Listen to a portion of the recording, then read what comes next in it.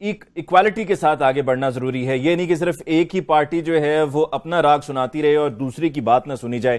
رچکا، کیا یہی طریقہ ہے آگے بڑھنے کا، مذاکرات کو آگے بڑھانے کا، تعلقات کو بہتر بنانے کا؟ اگر ہم چاہتے، میں کہتی ہوں ہماری دونوں کی انٹینشن ہی ٹھیک نہیں ہے. اگر ہم چاہتے ہوتے نا کہ ریلیشنز امپروو ہوں تو ہم اس قسم کی گھٹیا باتوں میں اپنا وقت ضائع نہ کرتے ہوئے اپنی حکومتوں کو فل سپورٹ دیتے کہ بھائی آپ بالکل ملے، انگیجمنٹ کریں، مذاکرات کریں اور تبھی آپ. رچکا، آپ کی بات بالکل ٹھیک ہے کہ انگیجمنٹ ضروری ہے، مذاکرات ضروری ہیں، لیکن پھر مذاکرات کیسے ہوں کہ جب آپ کہتے ہیں جی سارک کانفرنس بھی نہیں ہونے دیں گے، اس میں شرکت بھی نہیں کریں گے، اور پھر ایل او سی کی خلاف ورزیاں ہوں، مسافر بس پر حملہ ہو. یہ تمام معاملات کو اگر ہم سامنے رکھیں گے تو پھر بات کیسے آگے بڑھے گی؟ آپ ایل او سی کی خلاف ورزیوں کی بات مجھے سنا رہے ہیں، یعنی ناٹ پرسنلی، لیکن آپ انڈیا کی طرف جو ہے انڈیا کے پالے میں گیند ایسے پھینک رہے ہیں. آپ اپنی گورنمنٹ سے کہیں نا، آپ اپنی گورنمنٹ کو سمجھائیں.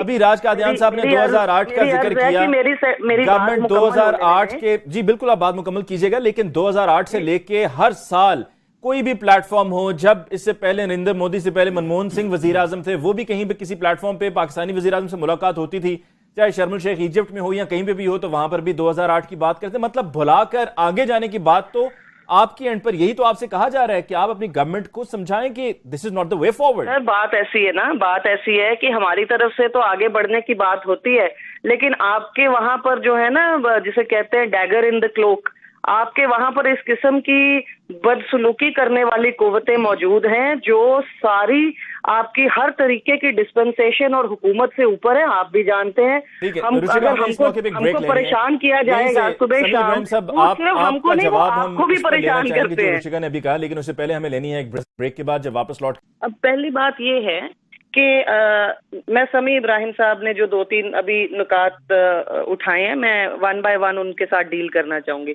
سر، سب سے پہلے تو آپ اتنے سینئر جرنلسٹ ہیں، آپ جرنلسٹ ہیں، میں جرنلسٹ ہوں، ہم سارے پڑھے لکھے اور سمجھدار لوگ ہیں.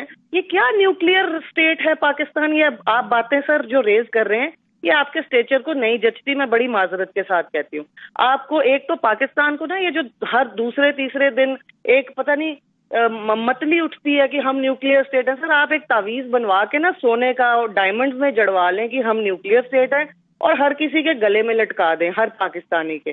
مطلب واٹ از دس مسل فلیکسنگ کہ آپ کو ہر تیسرے دن یہ کہنا پڑتا ہے ٹی وی پہ اٹھ کے کہ ہم نیوکلیئر اسٹیٹ ہیں. یار نیوکلیئر اسٹیٹ ہو تو کیا کر لو گے نیوکلیئر اسٹیٹ؟ دنیا میں آج تک کسی نیوکلیئر اسٹیٹ نے ہیروشیما ناگاساکی کے بعد ایک دوسرے پر اٹیک کرنے کی بات کی ہے؟ جتنی بیوقوفانہ طریقے سے ہندوستان اور پاکستان ایک دوسرے کے سامنے اپنے مسل فلیکس کرتے ہیں، یہ احمقانہ اور بیوقوفانہ رویہ صرف، میں معذرت کے ساتھ کہہ رہی ہوں، ہمارا دونوں کا ہی ہے. میں اپنے آپ کو بھی ایز این انڈین اس میں انکلوڈ کر رہی ہوں.